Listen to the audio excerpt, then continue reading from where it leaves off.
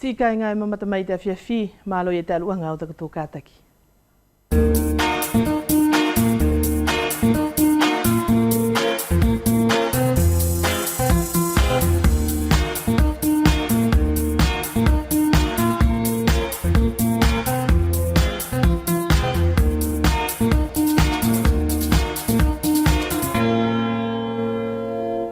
Bonsoir à tous et bienvenue dans ce nouveau numéro de Talanoa qui vous emmène cette fois-ci découvrir la période des communions à Wallis et Futuna.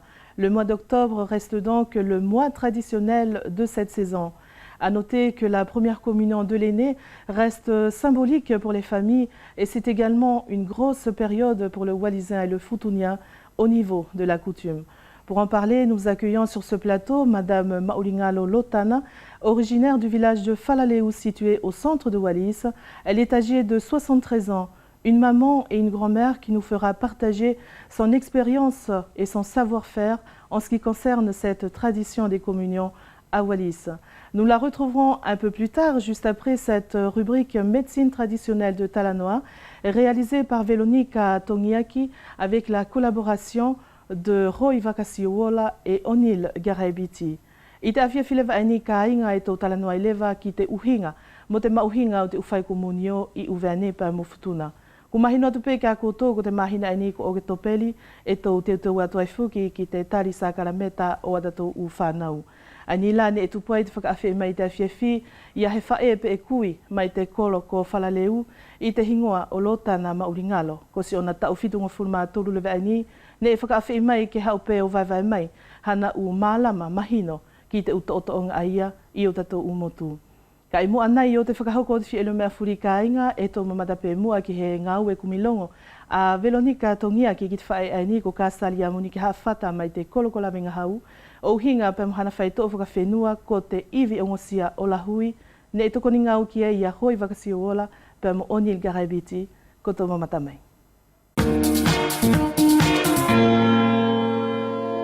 Si kai ngā mamata mai te awhiawhi, whakapapatu malo e takuto kātaki. Ko te aho nei e tō kumi mauri la venga hau, ki te api o kāsari amuni ki hawhata, a ki e tana whaitō ani ko te iwi ongosia o la hui. Kāsaria e au whakamalo atu malo pe whuki a tau kātaki. I whuki malo Veronica si kātaki pe, nako si o mai whuki si ilota whare ani. Ko ani kāsaria kua ho o kumi mauri atu kisi i koe o hinga pe amase au ki i whaitō ani, ko te iwi ongosia o la hui. Ko te iwi ongosia o la hui, ko te whaitoa a taku kui. Hoko mai e ki taku whae, pēr kua vai whuki taku whae. Pēr kua whainga i pē ka o roto mālo hi o te whaitoa. Ko te iwi ongosia, ko te ongosia te kakano, he tahi e ngau kina kina. Pēr e whiu tana aru ki te lopitari, kua whiu te whai te huki tau tau, o te uakau ke he mālohi, e awange te tōke tā. Mole mauhona whi maari, e ola pēta o nā kakano. Pea whekumi lewa o maulongo pē, he kua mawhola te whaito o iwea ni, te iwi ongosia o la hui. Ani la lahi e te hai e hoa i toko lota whare, ko te ahi pē ki te whaito ai. Urua ki pē, ka inga, mo rea whera kau kākusia, mo rea whera ke tātou furi te sino kātoa. He ka hau he tahi ko tona sino kātoa e au whakatakoto. Ka tā whai pē, ka au whakamahino atu, te whahinga nganga te mahaki. Urua ke la la mua, ka pau ke hau ko te mamahi pēr tō kakano. Pai au tō furi mai tō vai, ki tō ufunga o maungata pēhe. Mo le whera kau kākusia tō uru. Pe ka e ke hau ko tō uru, e lahi whao tōna pē taka mino mino. Pea e whera pē kau tō, whakawhainga whao tō mai pē tō tua hake ki tō uru. Pai tā kamata mua, he lahi ne taku hahai. E au mai ne mrake ko te maha ki furi a te sino, kua lahi te nini mo i te temini. Ko tōna uhinga, ko tau whaitō, e whēala pē ke aru atu ai, pēr mo te nini mo te uru. O ke whāki aki pē, e tau ki whaitō ani, ko te iwi ongosia o la hui. Veronica. He ko te nini mo, e lahi te u ki whaitō e whai nini mo. Ka ki te he au ui whea mora whai nini mo, ka ko te taka mino mino te uru, e hau pē taku iwi ongosia o la hui. He tau ka vei te mahaki. E kamata taku whaito o, mo ka ko tō uru, e kamata pēhe. O hake ake ai, au whekumi te o ua ai hake, he ko te iwi ongosia, e alu i tō u iwi uru o hifo ki o mata. Ai tupu ai tea, te whakapō uri, pea lahi te toka. E lahi te toka o tupu ko te mahaki. E hake o ke whāki whea pēa ke o Nima Kasalia. Au whāki whea ki pēa ko Nima. O whakalongo pēa ki taku utui, mo taku whalala ki te ariki, Veronika, mo te whaikore pēa ki ta mau. Te whaakātaki i te tari o te hahai, pēa mo te whaitaku whaita o ka loto māloi. Ko tona ohi ngā Kasalia, ko ae e wheala ke longoifo e mamahi ia ona ka kanoa, e wheala ke kumi maori mai ki se o loto whare. E wheala ke na huwhi te loto whare ani. Pe kāpau e a whaita o atu mole, o au ki te ngataanga mole maho na whimarie, pai au tō kore pē ki te whakasiesio atu. Pea, ko ia, ka hau he tahi e ninimo, ai nei mai kua sio ki te whenua, kua takamino mino, pai e te uiwi he. E e au hanga le wātoa, o hake ki tona unia nia, ka e nulahi tona no fōki te whoilo to uru. Ko e la kāinga, te lahi aia, te takamino mino, pēa whuki whāpē kua ke toka, o tupu ko te hake pēa te uiwi he kua ongosia te kakano. Ko e, te hahai ai lahi te pongi a, e au lomi i he, pēa te lomi i te utuaki a, pēa hau ki ofo te Kristiano ai au, o na maafuki hona maalama, he kua lahi he hifo te iwi, pēa whakapō uri e mo na mata.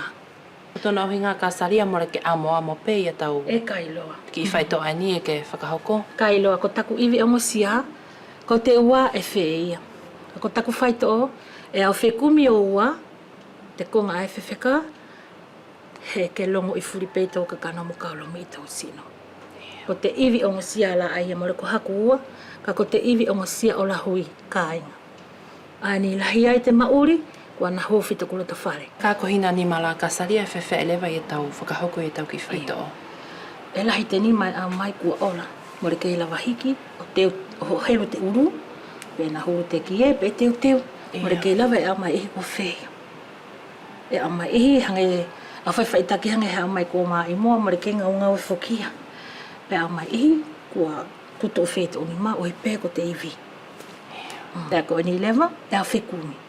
E ai te o au he, i te pako i awhinga, mo te u au he. Pea mo te wai he, mo te iwi, pea hanga le wau, lomi i mai tau te iwi au te Nima, pea o hifo ki he, o alu ai peta ko whaita o whekumi o iwi i Nima. Pea hau ke au e tu velo ke whaitaki mua tau hiki. Pea ke hiki, ka kua hiki o au ki tō uru, pea ko taku whaita o. Ko ni ko katoa mai pē ia te whaito o ko te iwi ongosia o la hui Kasalia ka uloto pē ke tuku mai, pe e wheala nei hina temi, mo ka kua ke ngā i alewa, ke whanu i tau ki whaito o. Iyo. Ko te whaito o whuki, e more ki ta hoko whanu ki he tai pē, e more na whealangia. He ko te whaito o Veronika, hanga lagi fia kore mai. Pea i e te pē te uroki kupu Veronika, pe ke whakataki. I te tari o te hahai, pea mo tau whaafai ki te mahaki. Ka eke whaitau ngawe a ki tau tui, pea mo tau whalala ki te manawa ofa te ariki, e more he mea e whai ngataru. Ka eke whia, loto ke whanu i, he e tō hahai, ko si whanu i tonu i taku whae. Pea inga pē taku whae, ka eke lawa whaakataki, pea mana te whaito o i a koe. Pea ka more ke lawa whaakataki. E whiu tau i a lomi te Kristiano, e more pē whae. Pea nei maho na whimari. Kua whakamalo lahi atu Kasalia, pea ki a koto ko te kāinga mamata mai te awhiawhi. Ko e nai e te katoa atu te temi whakatahi o māua pea mo Kasalia muni ki hawhata, ki te whaito ani ko te iwi ongosia o la hui. Bonsoir à vous qui venez de nous rejoindre sur ce plateau de Talanoa qui vous emmène cette fois-ci découvrir la période des communions à Wallis et Futuna. C'est une grosse période pour nos familles au niveau de la coutume et pour en parler, nous accueillons ce soir Madame Maulingalo Lotana, originaire de Falaleu, âgée de 73 ans, une maman et grand-mère qui nous fera partager son expérience et son savoir-faire en ce qui concerne cette tradition des communions à Wallis. Kia koto ko si ikai ngā neho kina tō maumai a te Talanoa te awhiawhi e au whakaapapa tu malo i a tako kātaki. E whakamana tua tu i te awhiawhi lewa ani i tō Talanoa i lewa ki te uhinga pa mo te mauhinga o te uwhai komunio i uweane pa mo Futuna, whakatahi pa mo he whae pe e kui i te hingoa o Lotana Maulingalo. Mai te kolo ani ko Falaleu ko tōna tau whitunga whuruma tōru lewa ani e haupe o vai mai hana umahino, mā lama ki te uto o ngā aia. Ko ia lotana maulingalo e au whakaapapatu ki sau kata ki te ahonei, pe msi o whamaifuki ki te whakaawhene whai atu. Malo ia kasalia, si whaki mai o he whakaapa i te pongpongi, urua ki kasa, urua ki kasoangari, siloangai. Kasoangari, i te konga ko ke hanga o vai mai, au toi whaki atu pe whuki au. Te whakaapa ki a koe. Malo pe te o mauri pe amasi au kātaki. E tonu pe ke liuriunga te whakawhetai. Whea ki o ki te heina mo o tuanga ane ngā uheni. Malo te mauri mo te whakataki. Mo te toho aki o te ngā ue, taru mai fualo. Aki te whakataki mo te ofa, pea mo te lotolelei. Ko mahino atu lo tana i te tupuanga o tō whakawhi mai ki te talanoa, ko te whia mahino pe ki te uwhai kumuni o Iwani e Pamutuna e tō te tō atu whukikia i a waha ka hoko mai. Ne e anga whewhea i lo tana si te mine e ke kamata maalama ake ki te tōtonga aini i Iwani. Malo kasongari. Te u konga aini i taku maalama mai i te kamata mai o te u whai kumuni o hoki whai. E osi pe te misa o tau ki mokopuna a e hoki whai. Pea o mai lewa te u mātua o kore i a whakaafe i a whatuata mai ki te kawa o tau ki mokopuna ke aru o kauai. More kohe toko tahi. E osi la te kawa i a hoku ki mokopuna. Pea awe lewa whatuata mai e ki he tahi ki i kawa, he tahi ki i mokopuna. Te hoki whai. E whai ai. Ko te angala ai ene au sio ai ka soangari te temi aia. Ko he anga e mamaru ki te tau anga i whenua i te tau kei whaka aonga i te hua kawa tātou. Ki o te tau ki urua ki mokopuna. Ki hona ki i kawa i tana kumuni o hoki whai. O hange ko tau vai mai lo tana mauringalo e ie te hoki whai e tō laufugi ki hiki i whanau e mua i hiki i whamiri i te temi kua hiri lo tana ko te ahetahi atu u wanga whai ne e ko tō kamata mai ei. Ko te ukonga e aine au sio ai, ko te haupe te atu whangona, hange pe ko te mahani. O mai te atu whangona ki te ki i tamasi hoki whai, kaunga maari e te whamiri, mai te tangata, te whamiri o te whawhine, whamiri o te tangata e hau. Mo te u koroa pe a tātou whakauwea, mai te ngātu ki te whara. Mo rau tara no au ki te koroa o te puaka, mo te mangisi, e hau muna to i tua. Kei veri la te u ki i konga ia whakapaparangi, kei au mai ai. Ko te ukonga la e ai mauhinga ki au kasoa, te tatau wanga, te tatau api, whenua, te anga i whenua ai ne au sioki ai. Se lope lotana.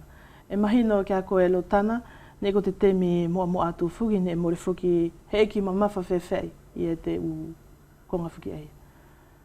E i kasoa, ne heki mamafa ia, ne kei whai maa pe ia. He ko te ukonga ia kasoa, e whakalongo pe ia ki te whamiri. Kana tau tonu pēnā tau kasoangari ke whakamaa, pae maa pe ia. Ko ia ai au ui ai ki heki i tamasi i e komunio, tuku pē te loto te tamai mo te whaeanau te ki i whanau, ke whakalongo ke anaua. Tātou ai ko te ukui, tau whakalongo ki te u mātu ati ki i toi. Ka nā roto te konga ke whakahoko ki tānā ki i whanau, tau muri ai. He koia pē ai mooni, pēa hoko ai mo te tokalelei, ko tamai mo te whae ati ki i toi. Pea fuamanu ia mo tona ki i tōtonga. Ia. Ia whita ofi mai pe e tau palalau lo tana o ke ui mai, ko ia pe ai e mooni. Ko tātona uhi? Ko tona mooni ai kasoangari, ko te ki i kawa whoki la ai whai te ki i tamasi hoki whai, pea mo te loto te umātu ai te ki i tamasi e nā ui mai te konga ai ke whai, pea e tonu ke tau muri ai, ko tona mooni ai ia. Mo le whai ki te loto te kui, he mo le koi ai. He toilo i pe te ukui te teminei, mo le kei na tau muri nā tau te uloto te umātu ati ki i toe. Kua whai pe ki tona tau uki i loto whai tari. Kai mo le nai au roa whaki au ki ai, ka ko te konga e au ta awhi mai ka soa, au muri au ki te loto te whanau. He kuia pe ia e lelei ka soangari. Pea toka lelei ia i e te whamiri. Pea toka lelei te whamiri, pea mawete lelei, he kumonio, mo le toka kou. Ka ko te temi whuki la ani ka soangari, o sea te whuki la ko mawete vete, mai te tau whaka aonga pe whuki te ki i kawa whakapalangi. Ka ki te kawa whaka uvea, toka lelei, whawhani, whai tahi te whamiri, mai te hua kawa te tau. Anga i whenua ane tau tupua ki ai. O whakatātau atu ki te temi mua lo tana, mo he pākita tauia mo te temi ani. Kua nganga ke he pelewa si ilakanga mauri whau ni lotana. E au whita awhi mai pelewa mai a koe, ia he utemi ne e ke mahani lelei ki te u whaiwhangona, ko te u tā ofi mauhinga e ke puke mai te u wanga whakawhenua ai a tātou. Au tā ofi mai pēa o Kasoangari, ia te uanga whakatātou ai mahani, ko te tatou whai te tō ukoroa whakauwea o awe ki te ki whanau, mo tona u ki i teu, e tui, pēa mo te u moe anga mo te ngatu, mo te u ki i whangona pē ai ko te puaka mo te mangisi, ko te ukonga pē ai au tā ofi. Ka nei whukia kasoa, mo le nei au loa au ki te temi ani, kua aru whukia mo te mea katoa. Aru te panga, aru mo te mea whakaparangi, aru mo te kora whakauwea. Ka koe whuki laina loa ki tanga taki toko tahi. Ka ki ta aku tā ofi ne le anga pē te uki konga ane e whakamaa mai te temi ai, ki te ki whanau. Langi e whia tari ai te ki toe, te sesu, he sio e matarele pē te konga ai whaikitana komunio. I te mauri o tātou lo tana e lau tu mau e matalele ange pē, te olo he whangona pe e ko he whakataritari o he whangona e he urumatua o te loto whale. Ko te atau tā ofi ki ei? O tā kula ai a tā ofi e moonia, ka soa. Ka ke urua te whangona mo le he matua te loto whale ko he uwhanau, mo le matalele. E matalele anga pē he ki i whine matua. Pe ko he ki i matua e na taritari mai te whangona te whamili aruange, pe ko te whamili o te tangata, pe ko te whamili o te whawhine, mata whakaapa-apa. Pea whoilelei o sianga pēta o nā taritari hina matua, ka e longo lahe mea ki whea. Ka pala mori ke he whine matua mo he matua a siki loto whare ai, ko te uno whaafānau pē, ka e longo lahe mea ki whea e Kasoangari. Ko te taritari pē te u whānau, ka tonu pē ke muri i te u paralau aene e whai mai te u matua moa, taritari aki te u whangona ai. Tā tala noa pē ki te u whai whangona lota na mauri ngalo, ko te temi ai kua mao te mea furi honge ko tau vai mai, mao mo te paanga, ka negu si i temi mu a fuki, mori ke puripuri ki he tahine e whai pē ia te uto o ngā aia, aki e te umea ai e lava i. E au toi whia whakalawalawe atu pē lotana, ke toi vai mai, hau ki i tā ofi no pē o uhinga pa masi i temi ai. Malo Kasoangari. Ko ta aku pē ki tā ofi toko tahi, pēa ka pāla nā mori koi aia, ta aku pē sia toko tahi. Ko au i te temi ani, whaou ani, kua mao ai te mea furi, au whaka amu au ka paue ai he ofai au he whamiri. E langi au ngānge te ki i wharani ma, ki te ki i whanau. He koni i tona uhinga, e tau oru whukinai e mo te upuaka, pēa mo te umangisi, pēa whiara pē ke toi tau, pēa toi wahe pē ia. Ka ko te ki i whanau ane e komunio, e tonu ke ia he aonga, o te whaiwhangona ki tano kahau. Ko te ki i sila, pēa ka kua voti mo te uki i puaka muna i mutu i whara, ke aonga whuki he mea ki ai, ka e tau toi wahe whuki. I te temi ai ni, ka ki ta aku ta ofi toko tahi, oho, mo le arua e taku whakaukau. Au loto pē ke iai he fua. Te ki i tamasi hona ki i wharanima, ke tuku ki hona ki i numelo, ke lahia ke lātana tau e na iloi. Ko te konga aene e whai e taku umatu ai taku komunia, ko i ani au mau i te temi ani. Ko taku pē ai ki i sio toko tahi. Ka koai whuki na iloi te alu angai au te loto taki toko tahi o te tangata i te temi nei. Ko taku ai ki i tā ofi Kasoangari, pēa ka ai hara, pēa ke kātaki pē kia. O nge ko tau tūtuku mai, kui o whaina e mahino mai he utara mana tuala, e more he uhinga o te ukora whakamālama ki te ki whanau, ko te mauhinga, ko tana tari sākara me tāpea mo whiawhia lahi e na mau i te au aia. I tō uhinga whae pe e kui lo tana mauri ngalo, ko te ahau tahiange u tokoni, e whara ke vai mai, uhinga mo te konga ani. Ko ta aku pe ai ato e sio atu Kasoangari, o hange la, kua loto i te tamai mo te whae ki toe, ke ora nā ua o whakakumuni o whea isa nā ki tamasi. Ko ni whuki te u whamiria, kua ke ia. Ko te a ai whea i te umatua, he kua nā sio mai ki te mauri, e marakoi aia. Ko nā aru peo whakapuri whea isa nā ki tamasi, kua o ofa ki te whamiri. Ka iai whuki hi whamiri mo le na tōrere ia. Ka kua au laia, au muri au i te loto o te umatua ati ki toi. Oro, ka iai he mea ofa, ai au ia tu, awe he sila. Ki te ki toe, mora ki te toe aru ngahi mo i puaka mo mea. Awe i toki ta awha ki te ki toe, hana sila. Ke awe ki hana ki inu melo, pia ka e kua whaka awe koe, ke inu kawhea te umatua, aru o inu kawhea ai. Ia koe ane ke awe tō mea awha, pia ka i he mo i pane toe, au mai e koe take ki tau api. Pia whea ngai. Kako te maua ke toi tau mai te puaka mo te mai mangisi ane awe ki te ki toi. Ke toi ahau ia mo kita. Kai halat ki tamsi ia. Pea toi wahe mo te ukora whakatato ko te whara mo te mea. E tonu ke boti ke aonga te whara ki te ki toi. Ko ta aku ai ta ofia te pasongai. Pea ka mole ko ia au whakamole mole au ki te haha ia whangana mai. Pea e au fia ta awhi mai pe mai tau pala lau lo tana e toi lau pe fui tō tāgunga e pe lai te te mi ai ni. Ele leanga pe e tau ki hau maa. Tala noa pe fui ki te ki e potu foi whala. Kato e auto fia liu mai pe lotana ki te hoki whai. Ko tō kato longa pe ae ko te hoki whai pe a mori tau toi lau tātou te whai ngata ia pe mo te masiva o te u whamiri fuki. Pe a toi whai wholau mai e fuki hata tō u whamiri mai tu opule anga ki te tō ngā. Ne e anga whia i lotana si u whakatahi whakawhamiri aia ne whara ke mauri. Ko te ukonga i aia te te mea ni ko whai whuki ia. Ka longo mai whuki te u whamiri mai no mea. Ko te ki toi hoki whai pa ko te toi puri pa anga whuki e nā tau. O te tongi. Ia nā tau tana tau hau, pēr mo tana tau ririu. Kai mo le whuki au loa ki ai he ko te loto mana wa a whai aia. Ka ki au la ia. Ka pau e ofa te u whamiri ai no mea ki te ki toi. Ele lei pēke na tau mai hana tau ki mea ofa. Ko au lai ai ai maange ai ia. Ka e nofo o sio i tana ki i mauri i no mea. He toi ta tongi la tana nofo mo te mea furi. O foa ki mai ia ki te ki i toe. Ko toku mea ofa e nai foa ki atu. Ki se au ki i tamasia ai kumoni a hoki whai. Mo le nai au arua tua. Ka ko te hau fuke e tana sino. Ta tongi tana hau mo tana ririu. Pea toi maua fuke ke toi e ukonga. Ke toi foa ki anga fukia he mole ki ta loto ke aru atea. O te ukonga pei ai a kasoangari. E au tuku watu ki si au wehu i mai.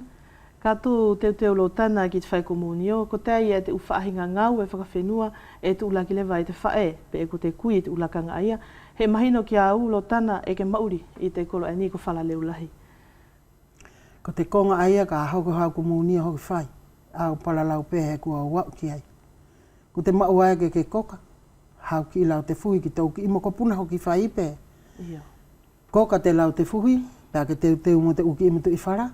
Ke hoko fuki tau arua te kui, ki tau ki imo ko puna, e mau hau lau te fuhi. Ke aru mo ia ki te lota whare fuki ae kua ohoana ki ai tau ki i whanau. He ko au lai e ko oku pe ki imo ko puna hoki whai, ne au koka lau te fuhi pe au ki ai. Ka arua toru, mole ke au awe au he lau te fuhi, au awe pe te whangona ko hona ki imo tu i whara, mo hona ki kai olo i loto. Ngō whawhara pētana moanga. Ako te kumuni hoki whai, au koka lau te fuhi pē au. Kasoa ngāri. Ki toku uki i moko puna hoki whai furi, ai uwea nei. Mula tara no au ki papalangi, kua nofo nā tau i papalangi. Ko ia la ai kasoa si aku whakahahatu si i konga e ke whu i mai. I te mi anilo tana kua iai fuki i hiki i whanau hange ko tau tuku mai ana nei, kua holataki ana tō u komuni o whakatomua, pe kua oropele vaia o whai. I te uwhenua tai atu. Mai he uta ofi ne au mao mai lo tana ko si i mana tu ofa pe fuki ki te uwhamiri ae. Ofa mai fuki te ki i whanau, tōna tō whaahinga whakawhi maari ei, ko te ahau tahianga tara mana tu ki ai lo tana. I kasoa ngāri e mo oni. Ko ia pēr anau ia tuana nai, kua hanga e fuki la, kua orohina ki i tau mātu ai au whakahola nā ki i toi. Ko te langi sio mai ki te whamiri i te ofa. Kai ki au, ka pau e koi aia te loto mo oni o te ki tau mātu anau te ki toe, pēr ofa pē ke mo oni. Nā mea ange ko he mea ne e kore, pē ko he mea awela koe te au ki toe, whakakomunio. Pēr ka pau te loto o te umātu atu ki toe, pa e mole au whakaanga ki ai, hao muri ai pēr. Ka au whuki nā whai lewa te konga ai, ko te awe ai au whakakomunio, whakafufu, pēr longa te whuki tātou, kua toe. Whai whuki na konga la hia, mole au ilo lewa whuki au, kasoa ngāri, pe ko te a lewa whoki tōna whakaaru. Mo le lewa whoki koi ai kuhanga i te upātere whoki e, sio mai ka tātou, pēr mole kei tō mooni. Tōro kore kei whea te ki toi, pēr longa mai whoki kua whaihina toi konga whoki e, pēr mole au loa au ki ai au muri pēr ki te ulota whaitari ai te uwhanau ai. Ka kua au whoki ka kua tonu ke whakapuri, pēr inu te ki i kawhe, pēr osi. Ka e tau whakawhi maari e la, ke whi maari e te whamiri, mo ka e ki ta ofa mo oni, ki te tau whamiri. whakamalo atu lo tana. I te temi ane kua haa mai ka tātou i hea tu whaahinga teu o te uwhai komunio i uwe ane pēm futuna he tahi uwhakatahianga e whara ke kātou kia i te uwhamiri lo tana. E au mana tua la ki te kua lahi o tona teu i te u wharekai whakapapalangi ko te kua laka pe fuki ai atu tatou mauri ki mua lo tana. E ke amana ki lelei ki ai lo tana mauri ngalo pe ia he tuania i ke nofo pēm muia o hinga pēm o te uwhaahinga whaifo ueni. Ko te uwhaifo au ani ka soangari kua seo ke ai, au whakawhetai fuki au ki te tau maua te paanga, fuki ai ki te tongi a te kai. Ka ko te konga ai ka soangari au mai ki ai, ko te tatou kawa whakauwea, ai fuki mole kei whakaaonga i te uhoki whai, ko ia pē ai mamaru pē matarelei. Ko te oro fuki ana i ki te konga ai, pē ai maua i ai te kawa whakapaparangi, pē inu, pē e toka lelei, pē e mawete. Ko te ukonga ai atu ani ha. Kai au whakaamu pē au ki te mi, au na apurihi te ki i kawa whakauwea o te ki i toe hoki whai. He e matalele ai pē te ki i toe, pē amasio na umātua. Pē mana sio fuki ki te... Mutana sio ki te to'o ngā ne e whea i au, e taku umātua te kawa whakauwea, me au inu, pē kei au manatui ani la kua tō whai te teminei, ki te anga i whenua whaka ai tō whakaamu ki ai, ko te ki i kawa whakauwea. Pea mole whai ai he mawete, mo he ke, mo he maweu, ko te toko lelei a te. Tāku pē ai a ki sio, ka male au loa au kisi haai ko maua na tō konga i te teminei ka soangari. Ko aro nā tō amusi ai e lawai, te totongi a te konga ai. Kai ofa pē, ke toka lelei, mo mawete lelei. I tō uhinga whae pe e kui lotana mauri ngalo, aki he mālama whiaunga i ke nofo pēr muia, ko tae mauhinga ki te whanau e amana ki Tarisa Karameta. Ko te ki i whanau ia ka soangari, e hangei ai mauhinga ia ki a ia, ta ana sio ai ki ona ki i mutu i mea, kua tui, kua who'ou lewa. Pea musi ana ki i mea kai, hau tana whakamamahi o kai, kua teu i mutana ki i moe anga o fofora, ona ki i mutu i whara. O whakahahange whoki, ko ni lau koroa, he ko tau hoki tali e sesu. Pea o whake manu ia tau tali aliki, ke ia e hovo ka seo ke amuri, ke aonga ke au kui anine e kakapa. Ko ta aku la ai a sio atu, ki te teu ia ki toe hoki whai, ki te konga la ai tātou ko te whoikeke, ko he mea mauhinga, te whoikeke. Pea ia ne tonu ke hoki hiki ai la te sopani, i te whoikeke. Ka he tonu ke tau whakaaonga pēmu ai se aku ki sio atu, se te tau ki i kawa whakatātou. Ke sio mo ati ki toe, ke lahi ake o ārutana te mi, ona manatui, ne anga i whenua, taku komunio. E ne au sio ki te ki i kawa ne whai. Te konga pēr ai te aku ki tā awhi tuko tai. Ka mole au loa au, ka soa ngari ki te umanatu a te kāinga furi. Kua ia te whai te loto whai tali hau tangata. Mole au loa au ki ai. Ki ta aku ai tā awhi. Aso. E au te whia loa atu pē lotana mauringalo ki te uanga whai o te tauhi a whea. E hoha fuki kia ia tau whakakaukau ke tā ofi e te taia ke whaueni. Ko ia ia e au, ia te pefu ke au kasoa, ka amare le efu ki te taitupu ia ani, pe ena tau mauri ake o whakaaonga, pe kua muri nā tau i te aru anga temi, kua hau te o mea whaou ia, pe kua ahau ia mā nā tau, tau whai te o mea whaou he whimari. Whimari anga ki a tātou. I ta ana tau ai ui, ka e tonu ke ia e pehe uki i tokoni. Whaka mātu atu pē ke ana tau, more kowi he ko te aru anga te temi. Ka e tonu pē mua ke ko tau manatui. Te ki konga whakauwea tātou ai tau kore i te ahafuri na ngalo. Ia te anga whakauwea ki te tau mauri ma te tau ki whanau. Ko ni pēla ko toi akoi. Te ukonga ai a ka songai. Ka mare nei auro au ki si i taitupu whaou ani ko a mona lelei. Te u mea lelei furi o te temi ko whakaao ngai. Mare nei auro au ki ai. Ka ki ta aku nofo au ki pēa te ukonga ai au apatu i taku whakau tukuta. Au nofo tā awhi te u mea whakauwea tātou. Mātou. E awhia ilo e mai pē mai a koe lo tana mauri ngalo, pē ko tea te uanga whai whakawhenua ne ke whakahinohino ki tau ki i whanau, mo ka amana ki he u to'otoonga la lahi whenei. Ko taku uki i tokoni pē ai a ka sawangari e au whai ki taku u whanau ai ne au maufu ki tana tau uki i kumunia o kuki i mako puna au ki whai. Taku tokoni pē ai ki te toka lelei. Au ana a whakaaonga he fo i kawa i te kumunia o. He ko te hanga te whaikawa o veu ki te mauri o te ki i whamili te au ai o sio te ki i toa ane kumunio. Pe fe tana tali aliki. E mataku. Ni na ui fe ma ia. Pe ko te ala te uhinga taku tali sesu kai fe net family. Ko te konga ai ne ko taku ai u tokoni. E ilo e pe taku whanau.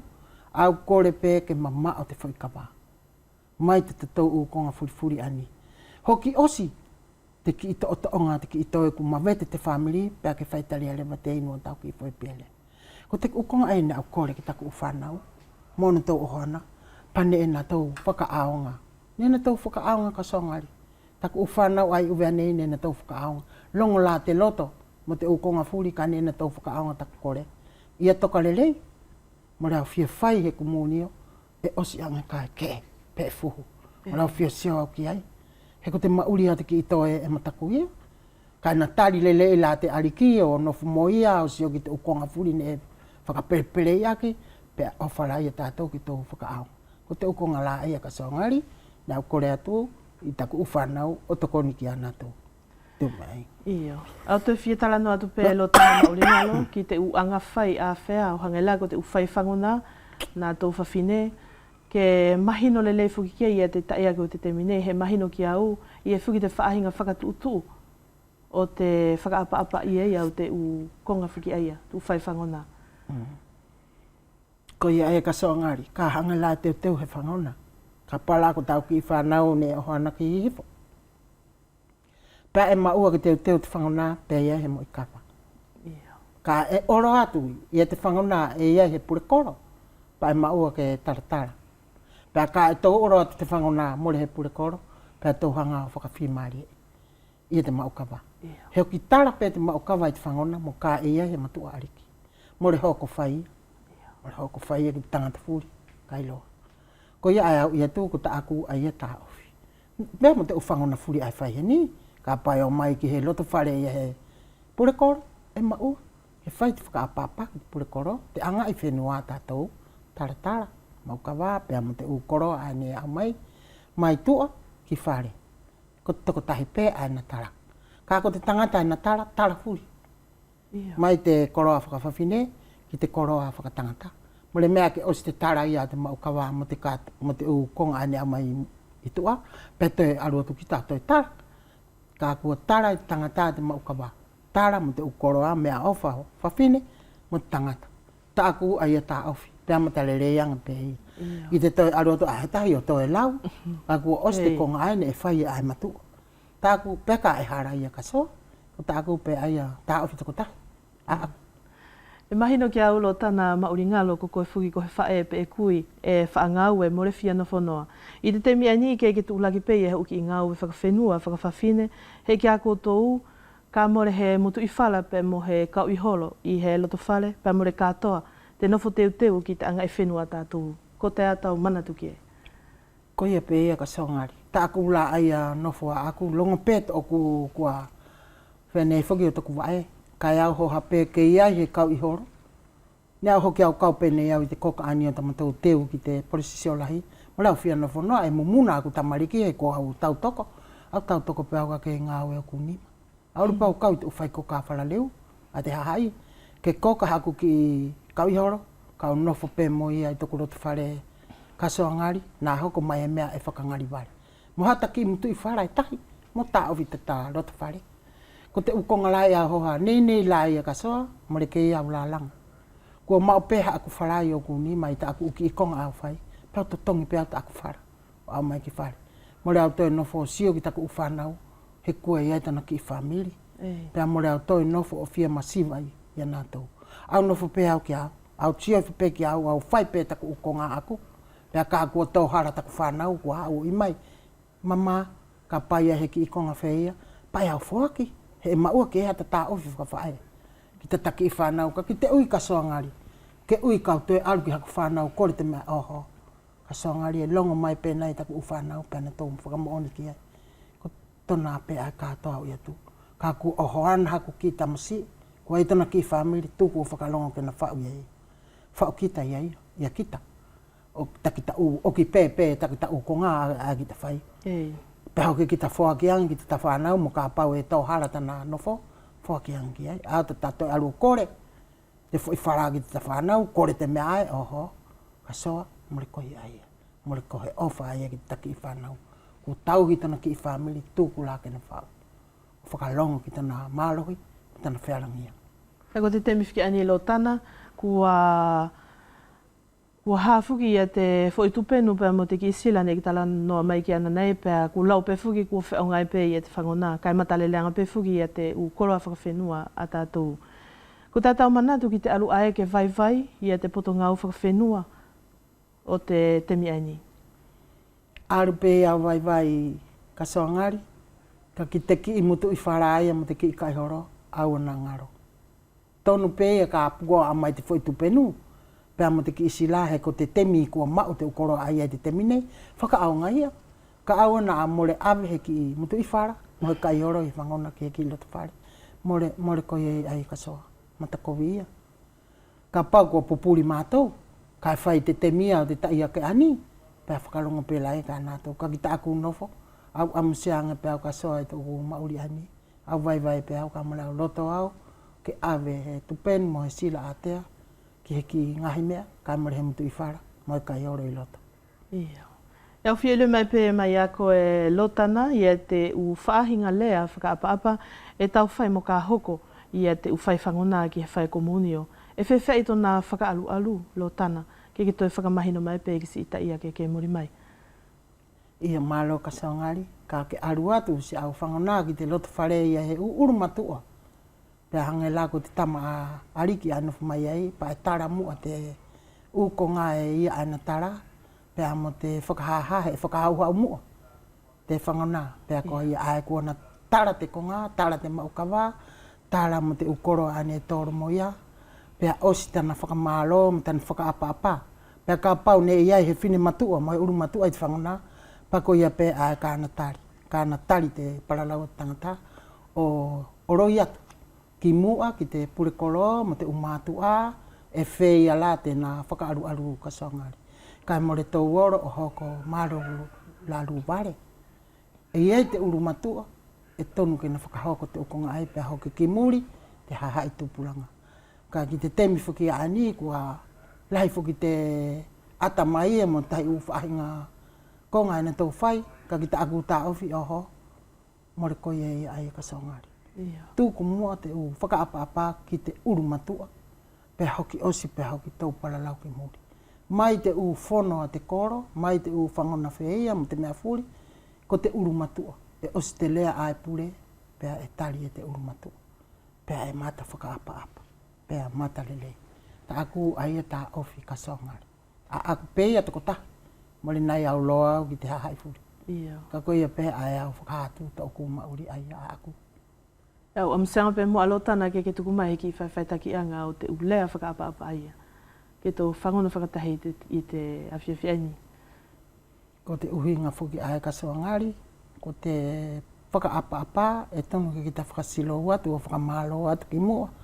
Ki te tama ari ki whuki ae kua whakaaruki ai, pea ki ta tō e whakaapa-apa atu ki te urumatua, pea mo whakamalo atu ki ai, furi.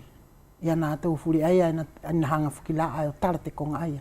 Pea ka ako kita lewa ako te whinimatu ako, tuku mai ki ai te konga ake ki ta hoko, pa ko ia la ai au ia tū ka saongari. E ki te toi aru peo vai te whakaapa-apa, whakasilo atu, pea ki ta paralau atu ki ai, ai ko te tamaariki, o whakamalo atu ki ai, o uhinga mo ta ana ia ofa mai o whakaarikisia, ia te aho ane whaiwhangonai, kua mata lelei te loto whare. Pea wheia mo he whinimatua, wheia tau whakaaru-aru o tau whakamalo, tonu ke tā ofi pea ke aru o he ke mahani pe, aru whai wheia tau upalalau, o au ki te osi, pea hauke ki muri lewa te palalau whakatahi a te whamili. Whakamalo atu lota na mauringalo, ka hoko he whai komunio he tau mātua, pea whakalongo pe whukia ki ana ua o whealai whuki ki nā whakapuripuri noa whea e pe i te ki tōtonga o tana ki whanau, ne kua tātara noa pe ki ai ana nei. Kua mahino pe whuki lota nā tutatou uhinga, more tō whia nofo noa whuki. O whealai pe te toka hala o te nofo whakawhamiri. Ko te ahau tahiange whakaloloto mai, o tau mālama ki ai, he au amana ki langani e kua whera pe ke mauri i te ulakanga eni. Mālo i e ka saongari. Mo onia ne kua iai pe te ki i konga ne kua whakahauko wheia, ke whakapuri. Pea kua o laia ka kua whakapuri. In te ki kafe, oro, vete. Mo re toi whai he mea mo tai konga. I ta aku aia sio i whipeau ki a au tako tahi mo ta aku o ki tamariki. Ka e ko ai whake loa atu ia ki te hahai furi. Mo le nai whaki ta tau te whakakaukau ia ka ki ta aku la aia ta ofi. Ka aku a whakapuri e te tau mātu a anaki i whanau he ofa. E o ofa ki te family. Pea kua sio ki ona uto hara ai tahi ukonga o ia la ai. Pea tonu ki tau o ofa mo tato. Ai ko te family o muri muri ki te loto o te tau mātu ana te ki whanau. Ka kona ai mai ke whakapuri, tau whakapuri. Whakanau nou, inu te ki i kafe. Ka kua ia he ofa ia longo mai he tahi kua komunio. Ka hana ofa, mai ki sila. O te ki i toe. Langi maohingange ai. Maohingange ia te ukora no ai toa mai. Mai pe au kai o osi. Ka ki te ki i wharani mai aonga ki te ki i tamasirisi o na ka hau. Ka soangari ko ta aku ai a tau fiatu. He ana ki numelo pe alahi lahi ake ai au lahi. Ko tātāna ki atu pe na ilo ilewa. Ne kamata mai te konga ai ta komunio. Ne whai ta ku mātua mo ku ki family. Ko ia la aia. Ka soangari pe ka pau e ke sio mai more koi aia. Pe tuku pe la ke whakamore more atu i te whale lati o. Kisi hai ani e whangano mai ki a tāpalana. Pe ihi tala mana tu whukilo tana ku lau e nātou. Ua whakalalahi i pe e tātou i e te ukonga i te miaini. Ko ia aia. Ka soangari. Ko ki tape ia kua hanga pe whuki te uha ia whakalalahi. Kai mori ko te ki ito ia aloto ki ai. Tātou ia. Mula uloa ki te loto taki toko tahi o tangata. Tō hanga pe tātou whakalalahi te temi nei. Ka ke hanga whakamaa te ukonga ka soangari. E maa pe te hanga i whenua pe a maa te te ukonga. Kai nei ku ai mai kua lahi whau te mea ai. Te hanga i whenua oho. Heki lahi whau i. Tātou pe ai tō hanga whakalalahi. He koni lai ai tuwha mai pe te ukonga ia. Mai te kaulalahi o te mamaru o te whenua, e whaile le pe ia. Tātou pe ia, tau hanga o ngai ke lalahi. Ko tātou pe ia, taki toko tahi. Ko ia au abatu au, mole lahi he mea e whaile le ia, whimari e pe ia. Temi ani kua hau whakitita ia ke, mo ona anganga, hau pe tangata mo ta ana whakaukau, kena whai te konga ai, ko ai la ai tau loa atu ki ai, ka soangari. Kai tonu pe, ke he tā ofi ai tahi whare, whakamamaa, kai tau whimari. Lo tana mauringalo, e au whakawheta e ki sau hau o whakakatoi e te whielu mea furi o he mokupuna mako i te au nei. O uhinga pe mo te uwhai komuni o kato amana ki te utu atu kia i te uwaha ka hoko mai. Malo si au ofa mo te vai mauri e au tuku atu lewa lo tana mauringalo. Na e iepe hau tuku whakamuri ki te aluanga o tata whelongoi i te awhiawhiaini. Ka soa ngari mole nai hina tuku whakamuri ia. Ko te konga pe i ai au kore whakamore au i te palalaua tāua. Ke ofa mai pe te tamai mo te whae longo mai. Ka pau more koia aia ka e ki ta aku tuku. Ofa pe ka e tau muri i te loto o te uki whanau. Ka e tau mau ai te tokalelei. Pea mo te wheofa naki. Ke toi hoko atu ki a muri. Nā hoko atu kua puri lewa te uki i konga ani au whakaamu ki ai. Ka e longo lahe mea ki whea. Ku taku pe ai whakaamu i tōku mauri. Ke hoko atu te mauri aene au. Lahi ako sioki ai e whai te umātua. Au na puri. Whai pe te ukonga iai toko tō temi. Fo au, kai au na ngaro. Te ukonga ani. Kaso ngari, te anga i whenua tātou mo te tōki whanau. Si ako whakaamu pe ai a kaso ngari. Isi ka inga furi e longo mai. Pea ka pau kaso ngari. E more koi ai a kua. Kai he utoto. Pea tuku pela ke alu mo te mahina o te losario. Malo sio ofa lo tana mauringalo. I te lakanga lewa e ni ka inga e tuku whakanono watu e pe, ia te me whakatahi a te paloki ani ko hifo i te mala e o fitunga mamahi i vai lala, ne whai te ahonfuru mātolu o suri o te tauani kua osi. Nos programmes se poursuivent avec la danse de groupe du district de Hifo au nord de Wallis lors des festivités du 13 juillet 2017 sur la place Fitunga Mamahi à Vailala. En voici un extrait.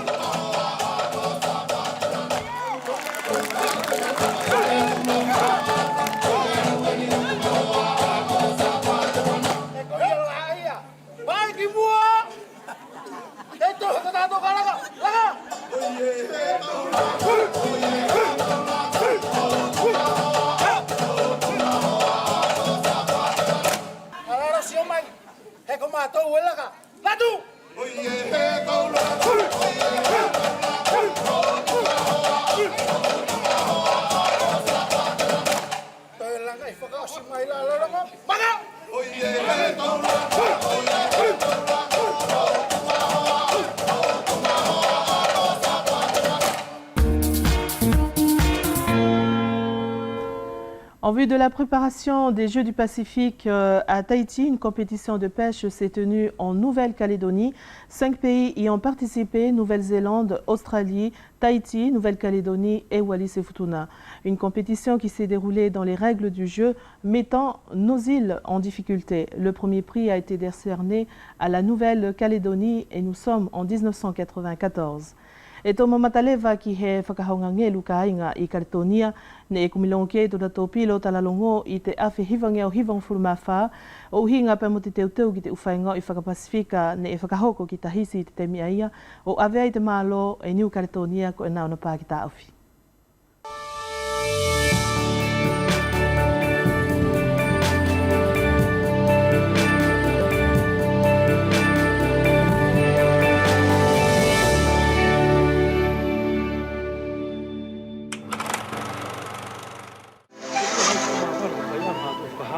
Ngelu whakapasifika, ko te tau lewa anine e whagi New Karitonia, ko whenua ni man e kau ki te whakahaonga aia, ko New Zealand, Australia, Tahiti, New Karitonia, Uvea pa Mfutuna.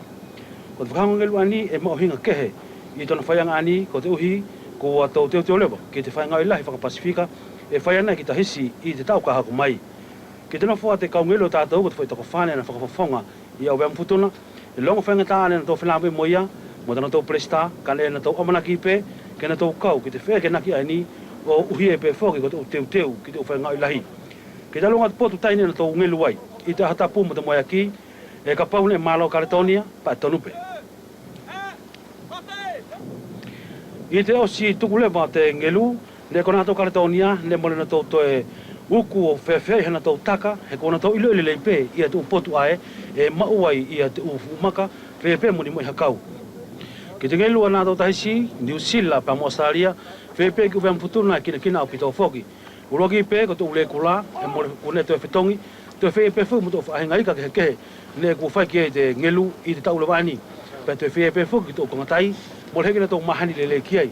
Kana longa pe I te upotu furi aia, ka ne mole na tō whakawhisi, mai te kamata atu whakahango ngelu, o au maki tōna whakaosi, ma tōna tō tāpi ki ai pe, ia nā tō Karitonia. Ko te alonga tō whakatu furi kua whai, e te liki ani o New Karitonia ki te ngelu, maoni ia te whaianga tau ani ko osi, ka ne ko te moea kila, ne laka I nātou Tahiti, pe hoa ki nātou New Zealand, pa ne te tūranga le pe ia te kau ngelu tātou, ka ko te kau ko te ngelu whikani ne whai aho lua, pa ne laukai. O fuafua lewa ia te mai te moea ki te hatapu, ia te malo ne mau e New Karitonia, tūranga lua e Tahiti, tūranga tolu I Australia, pe tūranga whai New Zealand, tūranga ni malewa I Uvea Mfutuna.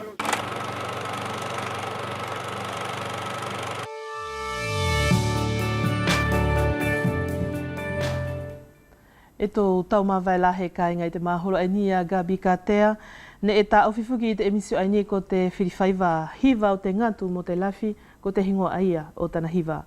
Et pour bien finir notre émission Talanoa, nous vous proposons cette chanson de Gabi Katea, une des stars locales installées en Polynésie française. Regardez.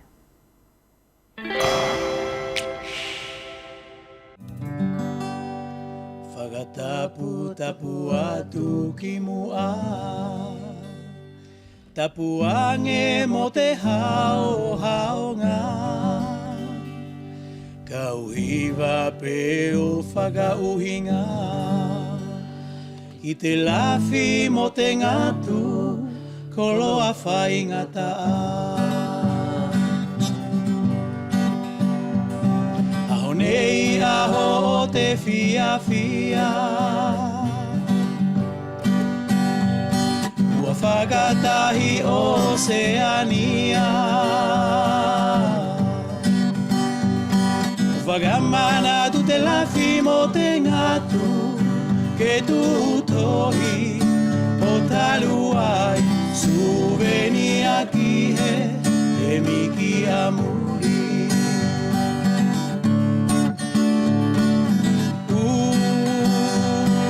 Alisi o Futuna ko ki motu elua e tu masiva talumai mua kai o faina ke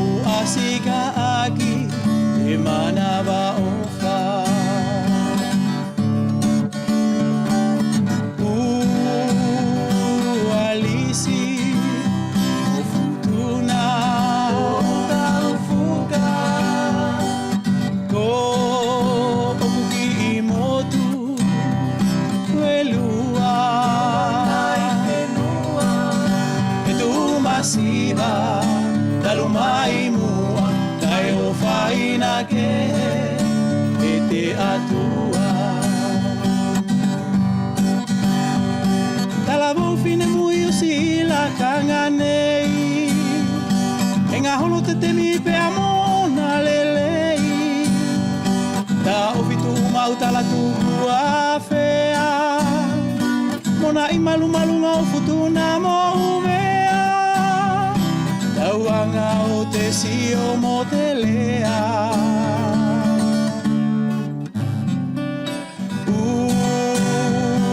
Alisi o futuna o tau fuka Ko o kuki i motu pelua Masiva, talumai mua, kai o faina ke e te atua.